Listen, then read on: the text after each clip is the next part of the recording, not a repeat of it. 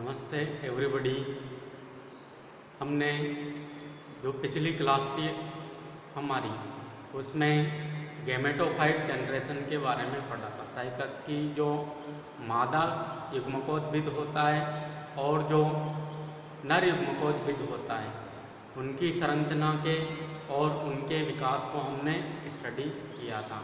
और वहाँ पर हमने नर युग्मकोद्भिद के अंदर क्या बनाए थे, मेल गैमेट बनाए थे, और मादा युग्मकोद्भिद के अंदर हमने स्त्रीदानी के अंदर फीमेल गैमेट्स या एग सेल बनाई थी। और इन दोनों में ही फर्टिलाइजेशन या सिंगेमी की प्रोसेस भी हमने करवा ली थी, जिसके कारण क्या बन गया था, जाइगोट बन चुका था।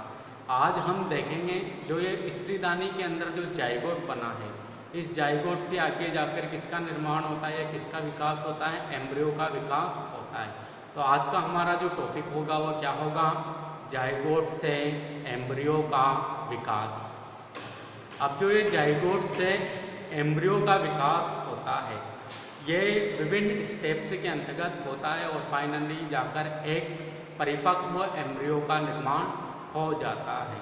और वो परिपक्व एम्ब्रियो किसके अंदर होगा, बीजांड के अंदर या बीज के अंदर होगा।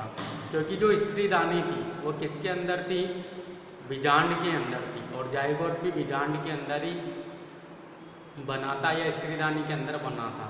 और उस जाइगोट से ही क्या करेंगे, हम बीजांड के अंदर ही भ्रूण का विकास करेंगे। तो देखते हैं हम कैसे होता है, इसको हम डायग्राम की सहायता से समझते हैं।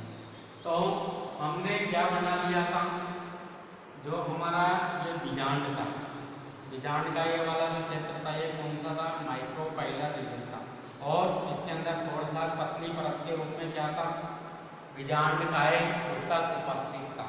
और बीजांड का एक ऊतक के आंतरिक भाग में क्या था, फीमेल गैमेटोफाइट उपस्थित था, जहाँ पर 2 से 4 की संख्या में स्त्रीदानियां उपस्थित थी। और नीचे का जो पोर्शन था वो क्या था, मूल कोष उपस्थित था। अब जो ये स्त्रीदानियां हैं इनमें क्या थी, एक सेल थी, मेल गैमेट आया और एक सेल को फर्टिलाइज करके क्या बना दिया था, इन्होंने जाइगोट का फॉर्मेशन कर दिया था। अब जाइगोट से हम क्या बनाएंगे, एम्ब्रियो का विकास करेंगे। तो जाइगोट से एम्ब्रियो का विकास होने के दौरान क्या होता है, सर्वप्रथम जो ये जाइगोट है ये धीरे धीरे अपना आकार बढ़ा करता है, जिसके कारण जो स्त्रीदानी की जो ये गुहा है ये बढ़ जाती है। इसमें केवल ओनली जाइगोट ही होगा और जाइगोट आकार बढ़ा करके स्त्रीदानी की गुहा को भर देता है। और कुछ समय पश्चात तो स्त्रीदानी यहाँ से गायब हो जाती है, या जाइगोट के जाइगोट का आकार बढ़ा होने के कारण स्त्रीदानी की जो भित्तियाँ हैं ये भी यहाँ से रैप्चर या फट जाती है। अब जैसे धीरे धीरे ये आकार बढ़ा करेगा और साथ में ही क्या होगा, इस जाइगोट के केंद्रक में मुक्त केंद्रकीय विभाजन होगा, जिसके कारण यहाँ पर अनेक केंद्रक बनेंगे। क्या होगा, जाइगोट धीरे धीरे अपना आकार बढ़ा करेगा और साथ ही इसमें क्या होगा, मुक्त केंद्रकीय विभाजन होगा, जिसके कारण अनेक केंद्रक बनेंगे। और जो ये केंद्रक है ये अस्थायी रिक्तिका के या रिक्तिका के बन जाने के कारण धीरे धीरे परिधि की ओर शिफ्ट होने लगते हैं और बीच का जो पोर्शन है वह रिक्तिका के रूप में यहाँ पर आ जाता है। धीरे धीरे जो ये केंद्रक है ये परिधि की ओर हटेंगे, क्योंकि बीच में किसका निर्माण हो जाएगा, यहाँ पर रिक्तिका का या अस्थायी रिक्तिका का निर्माण हो जाएगा, जिसके कारण केंद्रक परिधि की ओर चले जाते हैं। फिर कुछ समय पश्चात क्या होगा, जो ये परिधि की तरफ के केंद्रक है इनके चारों ओर थोड़ा बहुत मात्रा में जीव द्रव्य व्यवस्थित होकर क्या होगा, कोशिका भित्ति का निर्माण प्रारंभ हो जाता है, जिसके कारण यहाँ प्रो एम्ब्रियो के रूप में रूपांतरित हो जाता है। फिर इस प्रो एम्ब्रियो की जो कोशिकाएं हैं ये विभेदित होकर एम्ब्रियो का निर्माण करती हैं, क्योंकि एम्ब्रियो में हमें विभिन्न प्रकार के क्षेत्र देखने को मिलेंगे, जैसे सस्पेंसर रीजन या निलंबक क्षेत्र, चूसकांक वाला क्षेत्र और भ्रूणीय क्षेत्र।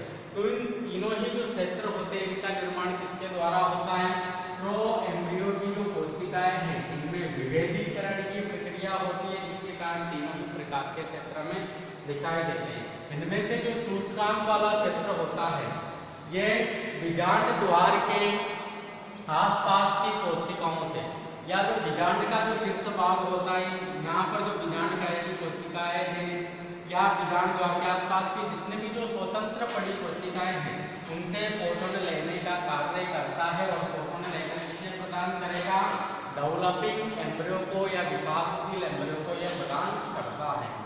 और जो निलंबक क्षेत्र होता है, निलंबक क्षेत्र कैसा है?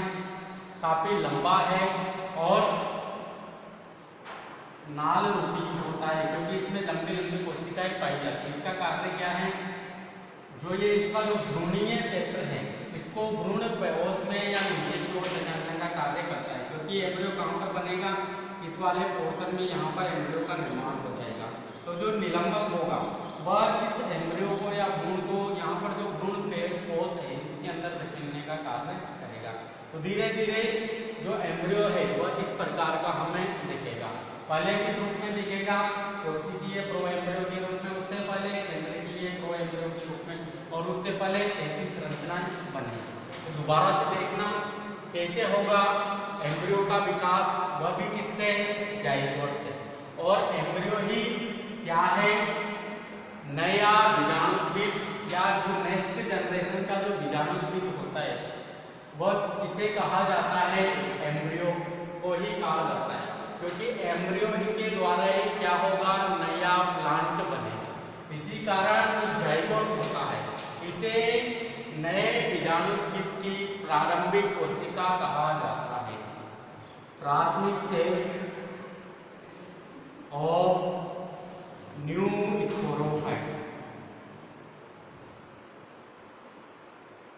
या न्यू बीजाणुद्वीप की या जो नेक्स्ट जनरेशन है उसकी जो प्राथमिक कोशिका है उसे क्या कहा जाएगा? जाइगोट कहा जाएगा। जाइगोट कहाँ पर बना है? स्त्री रानी के अंदर बना है, और पहले अपना आकार बड़ा करेगा, साथ ही इसमें क्या होंगे? मुक्त केंद्रकीय विभाजन होंगे, जिसके कारण अनेक संख्या में केंद्रक बनेंगे। फिर ये केंद्रक धीरे धीरे परिधि की ओर शिफ्ट होने लगते हैं, क्योंकि बीच में किसका निर्माण हो जाता है? रिक्तिका का निर्माण हो जाता है। फिर जो ये रिक्तिका बनी है जिसके कारण केंद्रक कहाँ पर चले गए? परिधि की ओर चले गए। अब इन परिधि की ओर वाले केंद्रकों में क्या होता है? धीरे धीरे कोशिका भित्ति बनना स्टार्ट हो जाती है, जिसके कारण जो ये केंद्रकीय प्रो एम्ब्रियो था ये कोशिकीय प्रो एम्ब्रियो के रूप में कन्वर्ट हो जाता है या चेंज हो जाता है। फिर इस प्रो एम्ब्रियो की जो कोशिकाएं हैं इसमें विभेदीकरण की प्रक्रिया होती है, जिसके कारण जो डेवलपिंग एम्ब्रियो है या एम्ब्रियो है इसके विभिन्न भाग बनते हैं। जैसे इसमें 3 भाग बनेंगे। एक तो शुष्कांग वाला क्षेत्र, जो इसका कार्य क्या है? कहाँ की तरफ होगा ये? क्योंकि एम्ब्रियो का निर्माण यहाँ पर हो रहा है, तो कहाँ की ओर होगा ये? बीजांड द्वारीय सिरे की ओर होगा। और बीजांड द्वारीय सिरे की जो कोशिकाएं होती है उनसे पोषण लेकर डेवलपिंग एम्ब्रियो को या भ्रूणीय क्षेत्र को ये प्रदान करेगा। इसके बाद का जो क्षेत्र है वह कहलाएगा निलंबक क्षेत्र या सस्पेंसर रीजन। यह लंबी लंबी कोशिकाओं से मिलकर बना हुआ होता है और काफी लंबा क्षेत्र होता है। इसका कार्य क्या है? ये भ्रूणीय क्षेत्र को भ्रूणकोश में धकेलने का कार्य करता है। और जो थर्ड क्षेत्र है वह है भ्रूणीय क्षेत्र। भ्रूणीय क्षेत्र में अगर हम उसके वो बाह्य संरचना के रूप में देखेंगे तो इसमें हमको 2 बीजपत्र देखने को मिलेंगे। कोई किसी अन्य जाति में ये बीजपत्रों की संख्या 3 भी हो सकती है। इनका निर्माण कैसे हुआ होगा? प्रारंभ में तो क्या होता है? इनके बीच में एक मुख्य पाई जाती है, और जो इसकी सेंटर की कोशिका है या केंद्र की कोशिका है इसमें विभाजन की प्रक्रिया कम होती है या काफी कम मात्रा में विभाजन देखने को मिलेगी।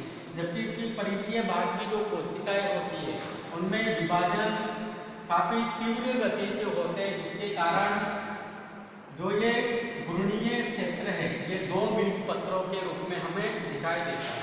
क्योंकि केंद्र का भाग कैसा हो गया? सिकुड़ गया, क्योंकि इसमें विभाजन काफी धीमी गति से हुए हैं।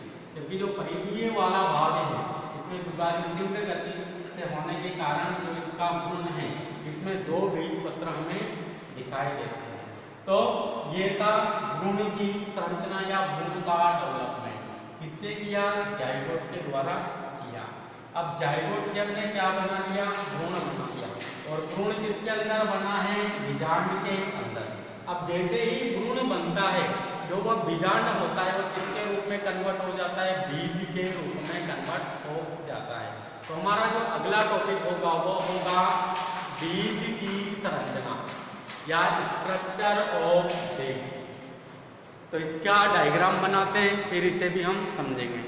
अगर बीज की संरचना की हम बात करें तो जो बीज का निर्माण होता है, पहले से देखेंगे बीज बनता किससे है। तो जो बीजांड होता है, बीजांड के अंदर जैसे ही भ्रूण बनेगा, बीजांड किसके रूप में रूपांतरित हो जाता है? बीज के रूप में रूपांतरित हो जाता है। मतलब जो बीज है वह क्या है? रूपांतरित बीजांड को हम बीज कह सकते हैं। अगर इसकी संरचना की बात करें तो जैसे हमने बीजांड में देखा था, बीजांड का जो अध्यवरण था वही यहाँ पर बीज के अंदर क्या करेगा? सीड कोट या टेस्टा का निर्माण करेगा। तो बीज की संरचना में हमें एक तो कौन कौन से पोर्शन दिखाई देंगे? एक तो सीड कोट या बीज कोट दिखाई देगा। दूसरा वाला पोर्शन कौन सा होगा इसके अंदर? बीजांड का है, दिखाई देगा। थर्ड वाला जो पोर्शन है वह कौन सा होगा? एम्ब्रियो होगा। और जो लास्ट पोर्शन है वह कुछ मात्रा में यहाँ पर भ्रूण कोश हमें दिखाई देगा। तो हम पहले बात करते हैं यहाँ पर सीड कोट की या बीज तोल की। इसे टेस्टा भी कहा जाता है। जो इसका जो सीड कोट होता है वह 3 परतों में बटा हुआ होता है। एक तो आउटर लेयर जो कि सबसे बाहरी परत होती है, और कैसी होती है ये? मांसल प्रकृति की होती है, क्योंकि अध्ययन में भी सबसे बाहरी परत कौन सी थी? मांसल थी। तो यहाँ पर भी सीड कोट की जो सबसे बाहरी परत है वो मांसल होगी, तथा इसका जो कलर होता है वह लाल नारंगी रंग की होती है। मांसल तथा लाल नारंगी, जिसके कारण जो पक्षी होते हैं इन बीजों का परिकीर्णन दूर दूर तक कार्य करते हैं। इसके बाद जो मिडिल लेयर होती है वह स्टोनी प्रकृति की या कठोर प्रकृति की होती है। फिर वापस से जो इनर लेयर होती है वह कैसी होगी? मांसल प्रकृति की होगी। तो ये तीनों ही परतें मिलकर किसका निर्माण करती है? बीज तोल या सीड कोट या टेस्टा का निर्माण करती है, जिसमें से सबसे बाहरी परत मांसल व लाल नारंगी होती है, जिसके कारण जो पक्षी होते हैं साइकस के बीजों का दूर दूर तक परिकीर्णन कर देते हैं। तो ये कर ली हमने सीड कोट या बीज तोल की बात। इसके बाद का जो पोर्शन है वह है बीजांड कायम।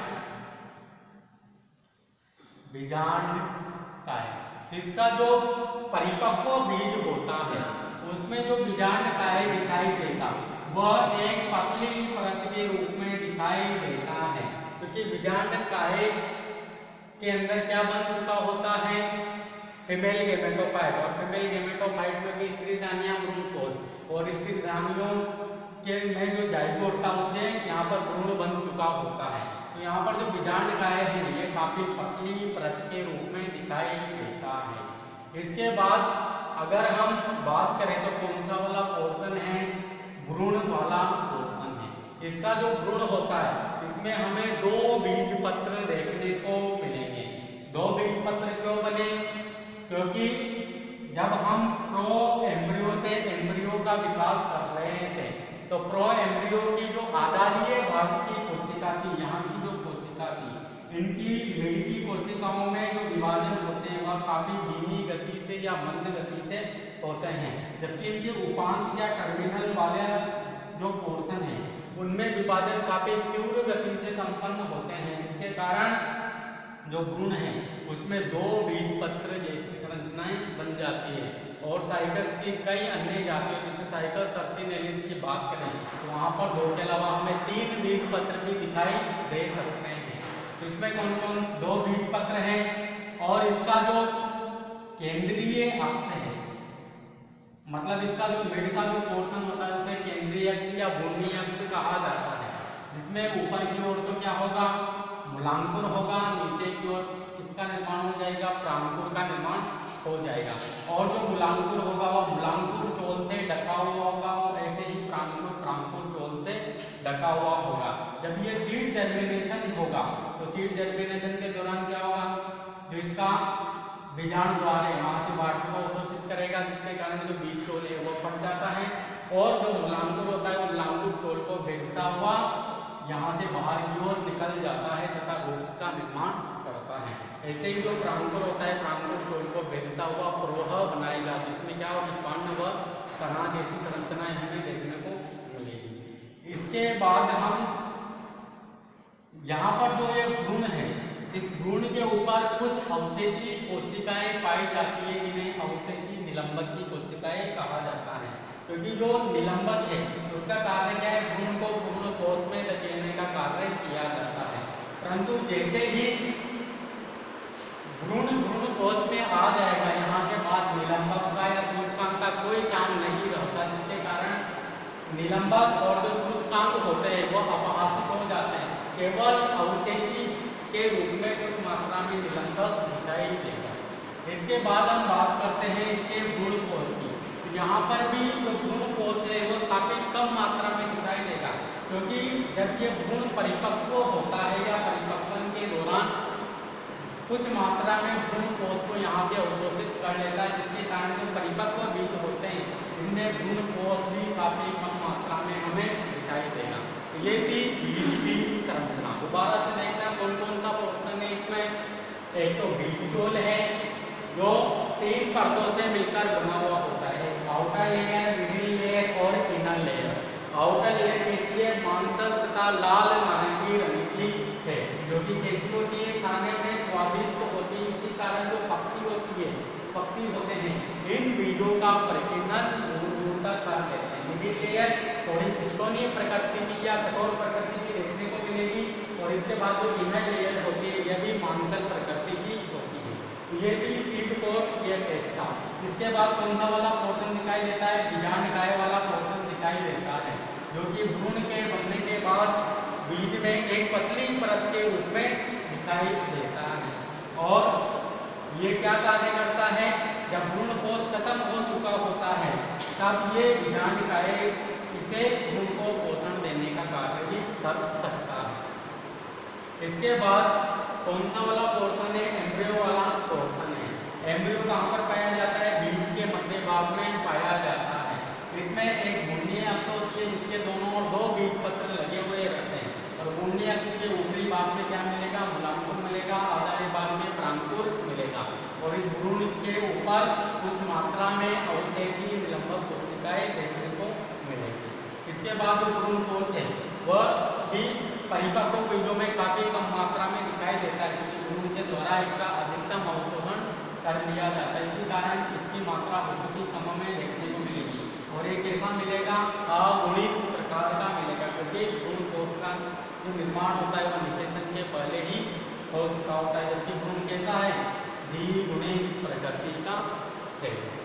तो ये थी बीज की संरचना। अब बीज की संरचना के पश्चात इस बीज का क्या करेंगे, जब ये बीज परिपक्व हो जाएगा तो ये परिपक्व जो बीज है ये जर्मिनेशन की प्रोसेस के द्वारा या इसका जब अंकुरण होगा तो क्या बनेगा, वापस से न्यू प्लांट या न्यू साइकस का निर्माण हो जाएगा।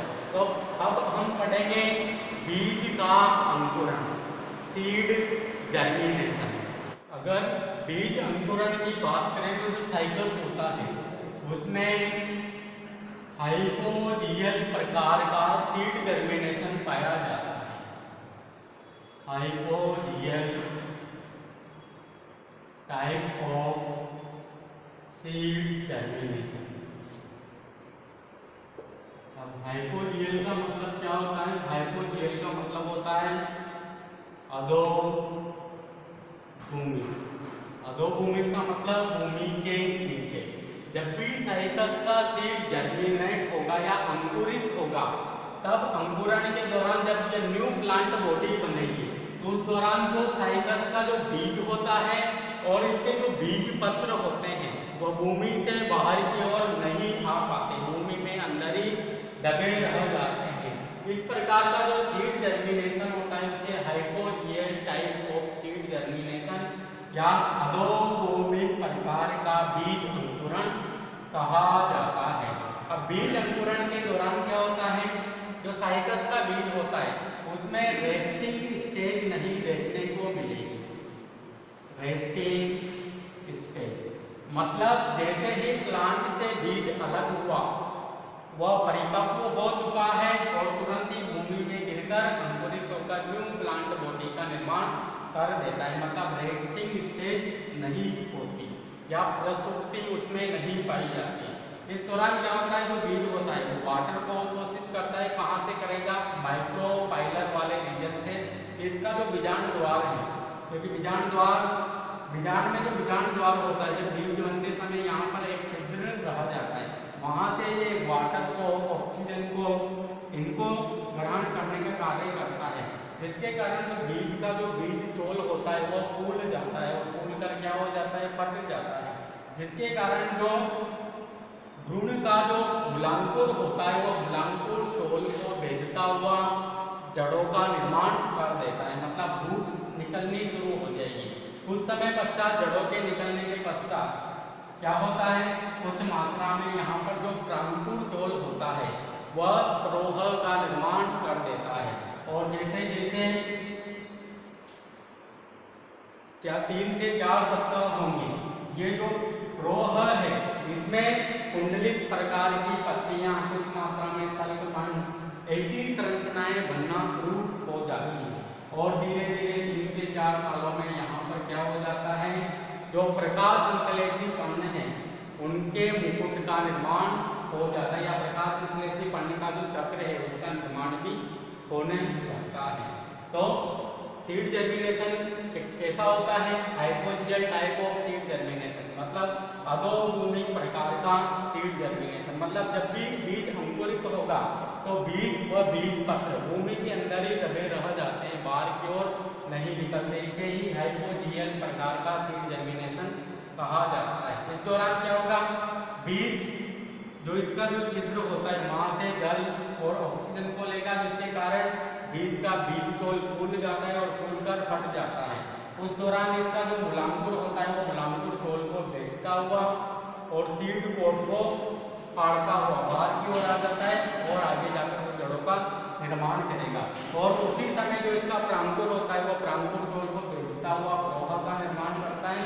इसमें कुछ समय पश्चात पत्तियां, तने, ऐसी संरचना इसमें बननी शुरू हो जाती है। इस प्रकार साइकस के बीजों से न्यू प्लांट बॉडी हमें प्राप्त हो जाती है। मतलब हम कह सकते हैं कि साइकस के बीज के अंदर जो भ्रूण होता है वही किसका निर्माण करता है, न्यू साइकस के पादप का निर्माण करता है या न्यू बीजाणुोत्पीत पीढ़ी को जन्म देता है। और भ्रूण का निर्माण किससे होता है, जाइगोट से होता है। मतलब जो स्पोरोफाइट की, जो नए स्पोरोफाइट की या नेक्स्ट जनरेशन की जो प्राथमिक कोशिका होती है उसे ही क्या कहा जाता है, जाइगोट कहा जाता है। या जो न्यू स्पोरोफाइट का निर्माण जिस कोशिका के द्वारा होता है वह कौन सी कोशिका है, जाइगोट है। मतलब जाइगोट से ही न्यू प्लांट बॉडी बनेगी। तो ये था सीड जर्मिनेशन। अब इसके बाद हम देखेंगे साइकस की लाइफ साइकिल या साइकस का जीवन चक्र, उसका डायग्राम बनाएंगे और उसे समझेंगे। क्योंकि हमने रिप्रोडक्शन के दौरान जितनी भी संरचनाएं पढ़ी हैं उनको हम शॉर्ट व्यू में समझेंगे लाइनर डायग्राम की सहायता से। भाई साइकस का जो बीज होता है या पादप होता है, साइकस के पादप से वापस से न्यू पादप बनने तक का जो सफर होता है वह कैसे संपन्न होता है, इसको हम समझेंगे। अगर हम साइकस के पादप के जीवन चक्र की बात करें तो हमने जब साइकस की मॉर्फोलॉजी स्टार्ट करी थी तो वहाँ पर देखा था कि जो साइकस का जो पादप होता है वो कैसा होता है, डायोसियस नेचर का होता है। मतलब जो साइकस का नर पादप होता है वो अलग होता है, मादा पादप अलग होता है। तो जो नर पादप होता है उसके ऊपर रिप्रोडक्शन या जनन के दौरान हमने क्या बनाया था, नर शंकु बनाया था। और नर शंकु का निर्माण किनके व्यवस्थित होने से वो होता है, लघु बीजाणु पर्ण के व्यवस्थित होने से होता है। और लघु बीजाणु पर्ण के आधारी भाग में क्या लटकी हुई थी, तो लघु बीजाणु नानी लटकी हुई थी, जिनकी संख्या लगभग 1 लघु बीजाणु पर्ण में 700 से 1000 तक हो सकती है। फिर लघु बीजाणु दानी के अंदर क्या होती है, लघु बीजाणु मात्र कोशिकाएं उपस्थित होती है और लघु बीजाणु मात्र कोशिकाएं अर्धसूत्री विभाजन के द्वारा क्या बनाती है, लघु बीजाणु बनाती है। इसका निर्माण, इसका जो डेवलपमेंट है हमने कहाँ पर देखा था, जब लघु बीजाणु दानी का विकास किया था वहाँ पर देखा था कि लघु बीजाणु बनते हैं और ये लघु बीजाणु आगे जाकर किसका निर्माण करते थे, मेल गैमेटोफाइट का निर्माण करते थे। और लघु बीजाणु से नर युग्मकोद्भिद का विकास 2 चरणों में होता है, एक तो प्री पोलिनेशन डेवलपमेंट, एक पोस्ट पोलिनेशन डेवलपमेंट। अब नर युग्मकोद्भिद कैसा था, मैंने जो संरचना बताई थी वो ऐसी थी जिसमें वॉलंटियरों उपस्थित थी जो कि चूसकान प्रकृति की थी और एक्जाइन इंटाइन दोनों उपस्थित थी, परंतु जो एक्जाइन थी वो कट चुकी थी और जो मेल गैमेट थे और जो ट्यूब थे वो पोलन ट्यूब में आ चुके थे। तो नर युग्मकोद्भिद में क्या होगी, पोलन ट्यूब उपस्थित होगी और पोलन ट्यूब के अंदर क्या थे, 2 मेल गैमेट उपस्थित थे। उसी प्रकार अगर हम फीमेल पादप की बात करें या फीमेल प्लांट की बात करें तो फीमेल प्लांट के अंदर रिप्रोडक्शन के दौरान किसका निर्माण होगा, गुरु बीजाणु पर्ण का निर्माण होगा। और गुरु बीजाणु जो पर्ण होती है इसके फ्रंट वाले भाग में क्या लगे हुए रहते हैं, बीजांड लगे हुए होते हैं। या हम बोल सकते हैं कि गुरु बीजाणु दानी लगी हुई रहती है जो कि कैसी होती है, अध्यावरण युक्त होती है तथा इसमें एक ही गुरु बीजाणु उपस्थित होता है जिसे बीजांड कहा जाता है। अब जो ये गुरु बीजाणु दानी या बीजांड है, इस बीजांड के अंदर क्या होगी, गुरु बीजाणु मात्र कोशिका होगी और वह गुरु बीजाणु मात्र कोशिका अर्धसूत्री विभाजन के दौरान 4 गुरु बीजाणु बनाती है, जिनमें से 3 तो अपहासिक हो जाते हैं और केवल जो निभाग भाग वाला जो सक्रिय गुरु बीजाणु है वही शेष रहता है। और आगे जाकर वह किसका निर्माण करता है, युग्मकोद्भिद का निर्माण करता है या इसका विकास करता है। कैसे करेगा, गुरु बीजाणु में मुक्त केंद्रीय विभाजन होते हैं जिसके कारण बहु केंद्रीय संरचना का निर्माण होता है, फिर उनके मध्य अस्थायी पट्टिका बनेगी, फिर परिधि से केंद्रीय कोशिकाओं का निर्माण होगा जिसके कारण कोशिकीय मादा युग्मकोद्भिद का विकास होगा और कोशिकीय मादा युग्मकोद्भिद की ऊपरी भाग की कोशिका स्त्री दानी का निर्माण करेगी, आधारी भाग की कोशिका भ्रूण कोश का निर्माण करेगी। तो मादा युग्मकोद्भिद के ऊपरी भाग की कोशिकाओं ने किसका निर्माण कर दिया था, स्त्री दानी का निर्माण कर दिया था। अब जो ये स्त्री दानी थी, स्त्री दानी के अंदर क्या उपस्थित थी, एक एग सेल उपस्थित थी या फीमेल गैमेट उपस्थित था। तो यहाँ तो हमने एग सेल या फीमेल गैमेट बना लिया और यहाँ पर क्या बना लिया, मेल गैमेट का निर्माण कर लिया। अब दोनों का क्या कराएंगे, हम यहाँ पर फर्टिलाइजेशन या निषेचन कराएंगे। निषेचन के फलस्वरूप जब ये दोनों ही मिलेंगे तो किसका निर्माण हो जाएगा, जाइगोट का निर्माण हो जाएगा। और जाइगोट से अभी हमने देखा किसका निर्माण किया था, वो एम्ब्रियो, फिर उसके बाद एम्ब्रियो का निर्माण किया था। और एम्ब्रियो किसके अंदर बना है, सीड के अंदर या बीजांड के अंदर बना है, क्योंकि बीजांड भी आगे जाकर जब एम्ब्रियो परिपक्व होता है तो उस दौरान बीज में परिवर्तित हो जाता है। अब जो ये सीड है, जब इस सीड का जब जर्मिनेशन होगा तो क्या बनेगा, साइकस का न्यू प्लांट बन जाएगा। मतलब हमने कहाँ से स्टार्ट किया, साइकस के नर पादप तथा मादा पादप से स्टार्ट किया और वापस से फाइनली रिप्रोडक्शन कराकर बीज का निर्माण करते हुए किसका निर्माण कर दिया, साइकस के न्यू पादप का निर्माण कर दिया, जो या तो मेल भी हो सकता है या फीमेल भी हो सकता है। वो किसके ऊपर डिपेंड करता है, सेक्स डिटरमिनेशन के ऊपर डिपेंड करता है। तो ये था साइकस के प्लांट की लाइफ साइकिल। अब ये हमने साइकस को कंप्लीटली स्टडी कर लिया है।